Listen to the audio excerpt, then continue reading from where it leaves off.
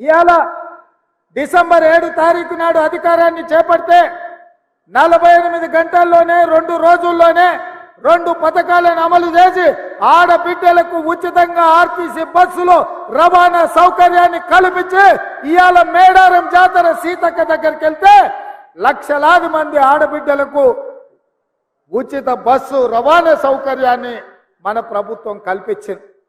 ఆయన రాజీవ్ ఆరోగ్యశ్రీని దెబ్బతీసి పేదలకు వైద్యం అందించకుండా కేసీఆర్ కుట్ర చేస్తే ఇవాళ 10 లక్షల రూపాయలతోని రాజీవ్ ఆరోగ్యశ్రీ పథకాన్ని మళ్ళీ అమలు చేసి అపోలో యశోద లాంటి ఆసుపత్రుల్లో ఇవాళ పేదవాడు బాజాప్తా వెళ్ళి వైద్యాన్ని తీసుకునే పరిస్థితి మళ్ళీ మన ప్రభుత్వం తీసుకొచ్చింది. ఇదే కాదు, తెలంగాణ ఉద్యమం సందర్భంగా చంద్రశేఖరరావు చెప్పిండు, నీళ్లు నిధులు నియామకాలు ఈ తెలంగాణ రాష్ట్రానికి వస్తాయి, తెలంగాణ వస్తే అని. ఇవాళ నీళ్ల ముసుగులో నిధుల దోపిడీ జరిగింది. నియామకాల ముసుగులో కుటుంబంలో ఉన్నోళ్లకు అల్లుడికి కొడుకుకు బిడ్డకు పదవులు వచ్చినాయి. సడ్డకుని కొడుకుకి రాజ్యసభ వచ్చింది, చుట్టపోనికి మంత్రి పదవులు వచ్చినాయి. కానీ లక్షలాది మంది నిరుద్యోగ యువకులకు ఉద్యోగ నియామకాలు చేపట్టలే. అందుకే మేమిచ్చిన మాట ప్రకారం కాంగ్రెస్ అధికారంలోకి వచ్చి నిరుద్యోగ యువకులకు 2 లక్షల ప్రభుత్వ ఉద్యోగాలు ఇస్తామని ఏదైతే మాట ఇచ్చినామో అధికారంలోకి వచ్చిన 2 నెలల లోపు 25,000 ఉద్యోగ నియామకాలు ఎల్బీ స్టేడియంలో మేము బాధ్యత చేపట్టినమో మీరందరూ కష్టపడి మాకు ఉద్యోగాలు ఇస్తే ప్రమాణ స్వీకారం చేసినమో అదే ఎల్బీ స్టేడియంలో 25,000 మంది నిరుద్యోగ యువకులకు ఉద్యోగ నియామక పత్రాలు మన ప్రభుత్వం ఇచ్చింది. ఇది చూసి ఓర్వలేని కేసీఆర్, కేటీఆర్, హరీష్ రావు, కవితారావు, సంతోష్ రావు, దయాకర్ రావు, వినోద్ రావులందరూ కుట్ర చేసి ఇవాళ కాంగ్రెస్ పార్టీ మీద శాపనార్థాలు పెడుతున్నారు. నేను అడుగుతున్నా, సోయిలేని సన్నాసులను, దద్దమ్మలను, పేదోళ్ళ బిడ్డలకు మేము వేలాది ఉద్యోగాలు ఇస్తే మీ కడుపు మండిందా అని చెప్పి నేను అడుగుతున్నా. నీ బిడ్డను నిజామాబాద్లో బండకేసి కొడితే 6 నెలలు తిరగకముందనే నువ్వు ఎమ్మెల్సీ పదవి ఇచ్చినావు. నీ సుట్టపోని వినోద్ రావును కరీంనగర్లో బోతి తీసి పాతి పెడితే ప్లానింగ్ కమిషన్ వైస్ చైర్మన్ ఇచ్చిన 6 నెలల.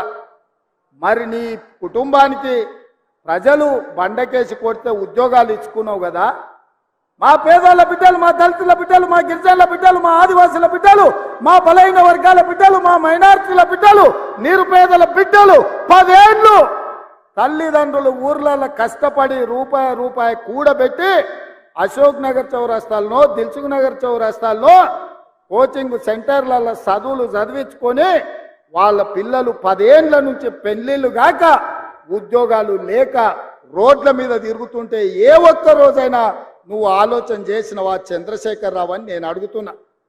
ఇవాళ నీ బిడ్డలకు ఉద్యోగం లేకపోతే నీకు దుఃఖం వచ్చింది. ఉన్న ఫలంగా వాళ్ళకు పదవులు కట్టబెట్టినావు.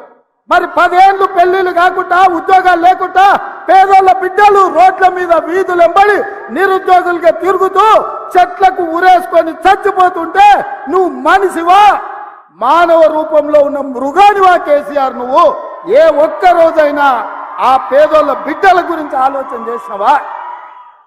కానీ మేము మా ఇందిరమ్మ రాజ్యంలో అధికారంలోకి వచ్చిన వెంటనే నిరుద్యోగ యువకులకు కావాల్సిన 25,000 ఉద్యోగాలు ఇవాళ మేము నియామక పత్రాలు అందించినాం. మార్చి 2 నాడు మళ్ళొక 6,000 ఉద్యోగాలు ఇవ్వబోతున్నాం. గ్రూప్ 1 పరీక్షల్ని నోటిఫికేషన్ ఇచ్చినాం. తొందరలోనే మెగా డిఎస్సి నోటిఫికేషన్లు ఇచ్చి గ్రామాలలో, తండాలలో, గూడాలలో పేదోళ్ళ పిల్లలకు చదువులు చెప్పించడానికి పంతుల్లో నియామకం చేపట్టే బాధ్యత మా ప్రభుత్వం తీసుకుంటుందని ఈ చేవెళ్ళ గడ్డ మీద నుంచి నేను చెప్తున్నా. ఇవాళ నువ్వు ఉన్నప్పుడు పరీక్షా పత్రాలు జిరాక్స్ సెంటర్లలో పల్లి బఠానీల్లాక అరాజు పెట్టి అమ్ముతుంటే సిగ్గులేనోడా? ఏ ఒక్క రోజైనా దద్దమ్మల్లో ఆ దొంగల్ని అరెస్టు చేసినవా? మేము వచ్చినాక బొక్కలేసినాం ఎవడైనా అట్లా చేస్తా అంటే. అందుకే ఈరోజు పేదోళ్ళ పిల్లలకు ఉద్యోగాలు ఇవ్వడానికి, పారదర్శకమైన నియామకాలు చేపట్టడానికి పబ్లిక్ సర్వీస్ కమిషన్ ని ప్రక్షాళన చేసినాం. కోర్టులలో ఉన్న కేసులను పరిష్కరించి ఇవాళ వేలాది ఉద్యోగాలు ఇచ్చే బాధ్యత తీసుకున్నాం. ఒక్కరోజైనా తండ్రి నోటైనా, కొడుకు నోటైనా, అల్లు నోటైనా, బిడ్డ నోటైనా, వాని సుట్టపని నోటైనా ఈ ప్రభుత్వం మంచి పని చేసింది, ఈ పని మంచి చేసినందుకు మేము అభినందిస్తున్నామని ఒక్క రోజైనా మాట్లాడినరా? పొద్దున్న లేస్తే గవే చెత్త మాటలు, సొల్లు వాగుడు. ఎప్పుడు ఇది పోతుందా, ఎప్పుడు మేము కూర్చుంటామని. ఒక ఆయన అంటాడు ఇది 3 నెలలు కూడా ఉండదని, ఇంకొక ఆయన అంటాడు 6 నెలలు కూడా ఉండదని. నేను చెప్పదలుచుకున్న సన్నాసులను, ఎవడైనా 3 నెలలో 6 నెలలో ఈ ప్రభుత్వం ఉండదు అని గ్రామాలకు వచ్చే మా కార్యకర్తలు వాళ్ళని పట్టుకొని యాప చెట్టు కట్టేసి లాగుల తొండలిడ్చి కొడతారని చెప్పి నేను ఈ సందర్భంగా చెప్పదలుచుకున్నా.